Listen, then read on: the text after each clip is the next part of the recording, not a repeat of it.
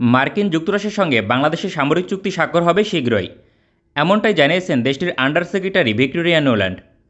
Hello viewer, welcome back to another video. Viewer फिर से बहुत ही ज़्यादा इंपॉर्टेंट वीडियो होने वाली है बांग्लादेश की आर्मी के रिलेटेड। बहुत जल्दी बहुत ही ज़्यादा सीक्रेट वे से अमेरिका के साथ बांग्लादेश जो है दस्तखत कर सकता है वेपन पर। तो वीवर कौन सी चीज़ को लेकर बांग्लादेश जो है मुआहदे पर जा रहा है अमेरिका के साथ। মার্কিন যুক্তরাষ্ট্রের সঙ্গে বাংলাদেশের সামরিক চুক্তি স্বাক্ষর হবে শীঘ্রই, এমনটাই জানিয়েছেন দেশটির আন্ডার সেক্রেটারি ভিক্টোরিয়া নোল্যান্ড। গত 19শে মার্চ বাংলাদেশ সফরে আসেন মার্কিন পররাষ্ট্র দপ্তরের তৃতীয় শীর্ষ কর্মকর্তা। তার সফরের উদ্দেশ্য নিরাপত্তা এবং প্রতিরক্ষা বিষয়ক দ্বিপাক্ষিক আলোচনা। মার্কিন যুক্তরাষ্ট্র 2019 সাল থেকে ব্যাপক চেষ্টা চালিয়ে যাচ্ছে বাংলাদেশের নিকট ভারী সমরাস্ত্র বিক্রির জন্য। বাংলাদেশ যুক্তরাষ্ট্রের এই প্রস্তাবকে গ্রহণ করলেও বিভিন্ন শর্তের কারণে চুক্তি স্বাক্ষর করতে পারেনি। মার্কিন যুক্তরাষ্ট্রের নিরাপত্তা চুক্তি জিসিমিএ স্বাক্ষর না করলে বাংলাদেশের নিকট ভারী সমরাস্ত্র বিক্রি করবে না।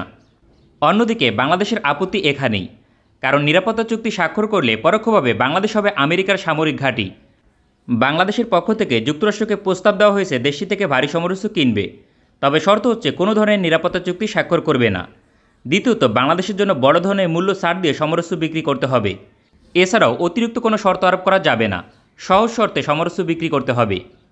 কয়েক বছর যাবৎ মার্কিন যুক্তরাষ্ট্রের সঙ্গে এ বিষয়ে আলোচনা হচ্ছে জিসিমিএর অনেক শর্ত বাতিল করে নিরাপত্তা চুক্তি স্বাক্ষর করার জন্য। মার্কিন যুক্তরাষ্ট্র ইতিমধ্যে অনেক শর্ত বাতিল করতে সম্মত হয়েছে। মার্কিন সেক্রেটারি ভিক্টোরিয়া নোল্যান্ড এবং বাংলাদেশের পররাষ্ট্র সচিব পর্যায়ে দ্বিপাক্ষিক বৈঠক অনুষ্ঠিত হয় গতকাল, যেখানে আমেরিকার পক্ষ থেকে একটি খসড়া তুলে ধরা হয়। মার্কিন সেক্রেটারি জানান, আশা করি খুব শীঘ্রই নিরাপত্তা চুক্তি স্বাক্ষর হবে। একবার নিরাপত্তা চুক্তি স্বাক্ষর হলে মার্কিন যুক্তরাষ্ট্র থেকে ভারী সমরাস্ত্র ক্রয়ের ক্ষেত্রে আর কোনো বাধা থাকবে না, কারণ ইতিমধ্যে দেশটি বাংলাদেশের জন্য বড় ধরনের ছাড় দিয়ে সমরাস্ত্র বিক্রি করতে সম্মত হয়েছে। সেক্ষেত্রে চলতি বছরের মাঝে জিসিমিএ চুক্তি স্বাক্ষর করবে বাংলাদেশ। নির্বাচনের পূর্বে মার্কিন যুক্তরাষ্ট্রের সামরিক চুক্তি উপেক্ষা করার কোনো সুযোগ নেই। দেশটির পরিকল্পনা বাংলাদেশের বাজারে 1 নম্বর ভারী সমরাস্ত্র সরবরাহকারী হয়ে ওঠা। এজন্য ইতিমধ্যে বাংলাদেশ সেনা, নৌ এবং বিমান বাহিনীর জন্য একাধিক সমরাস্ত্র প্রস্তাব করা হয়েছে।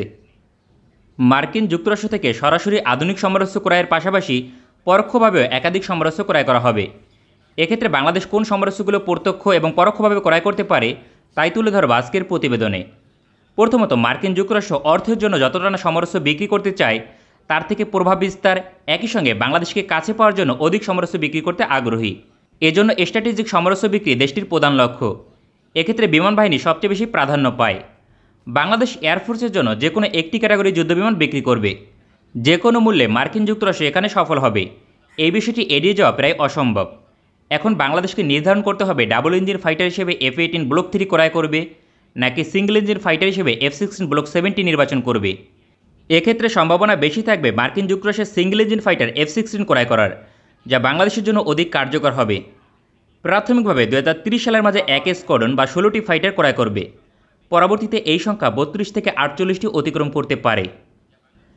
লেথাল অস্ত্র হিসেবে অ্যাটাক হেলিকপ্টার ক্রয়ের সম্ভাবনা প্রায় 90%। বাংলাদেশ সেনাবাহিনীর জন্য দেশটি থেকে ভাইপার অ্যাটাক হেলিকপ্টার ক্রয়ের সম্ভাবনা সবচেয়ে বেশি, কারণ এর বিকল্প রয়েছে একমাত্র রাশিয়ার নিকট। নতুন করে রাশিয়া থেকে সেনাবাহিনীর জন্য অ্যাটাক হেলিকপ্টার ক্রয় করা প্রায় অসম্ভব।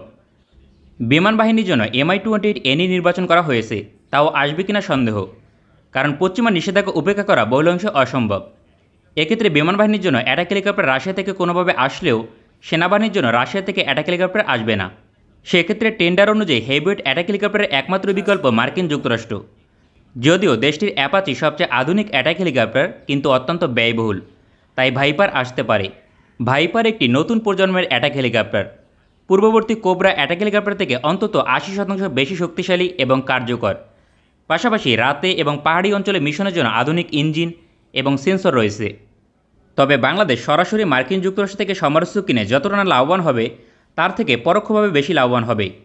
হাই পারফরমেন্স ফ্রিগেট প্রকল্পের জন্য জার্মানি এবং নেদারল্যান্ডসের মতো দেশকে নির্বাচন করা হলে তার মিসাইল এবং অনেক সরঞ্জাম মার্কিন যুক্তরাষ্ট্র সরবরাহ করবে।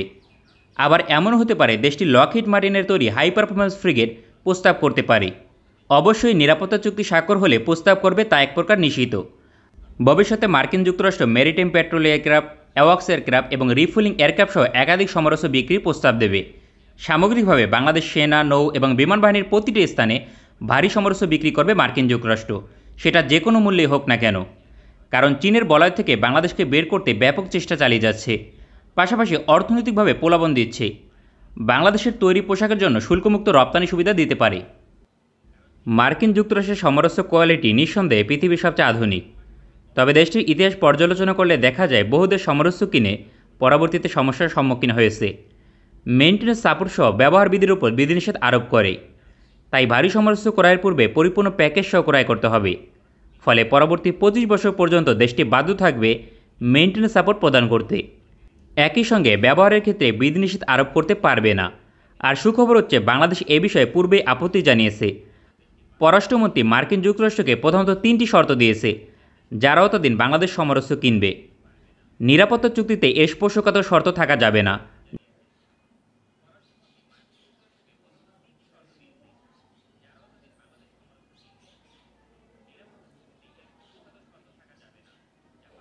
वाह वंडरफुल वीवर, क्या शानदार किस्म के पावरफुल किस्म के यूएसए के आर्म जो हैं, क्या बांग्लादेश उनको 2025 में भी परचेज करना चाहता है? क्या बांग्लादेश की मौजूदा गवर्नमेंट जो है ऐसे ही यूएसए से पावरफुल किस्म के आर्म को बाय करेगी? बहुत ही ज्यादा वीवर पावरफुल किस्म के ये आर्म है और इंशाल्लाह आई होप कि बांग्लादेश की जो मौजूदा गवर्नमेंट है वो 2025 में इससे भी ज्यादा स्ट्रॉन्ग और पावरफुल किस्म के आर्म जो हैं, वेपन जो हैं, वो बांग्लादेश की आर्मी को प्रोवाइड करे, ताकि बांग्लादेश की आर्मी की जो रैंकिंग है उसको इसी साल इंशाल्लाह मजीद अपग्रेड किया जा सके और बांग्लादेश की आर्मी 25 जो है टॉप पावरफुल कंट्री उसमें शामिल हो जाए। तो मिलते हैं आपसे नेक्स्ट वीडियो में इंशाल्लाह, तब तक के लिए अल्लाह हाफिज।